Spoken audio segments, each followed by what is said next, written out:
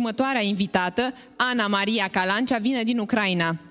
Are 14 ani, de la Cernăuți mai exact vine ea și reprezintă Centrul Bucovinean de Artă pentru păstrarea și promovarea culturii tradiționale românești. Îi place tare mult limba engleză și studiază în timpul liber în plus față de ceea ce face la școală, dar îi place și muzica ușoară. Am întâlnit-o de-a lungul timpului în festivaluri de profil de aici din România. Dar iată că sufletul său, parte din el, este dat, antamat de muzica populară românească. Așadar, Ana Maria Calancea din Ucraina.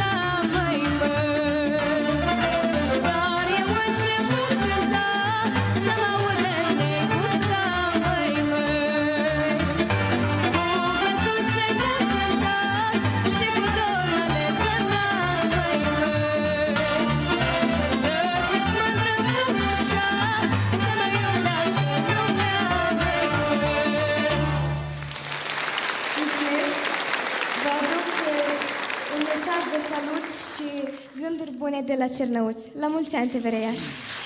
Mulțumim foarte mult!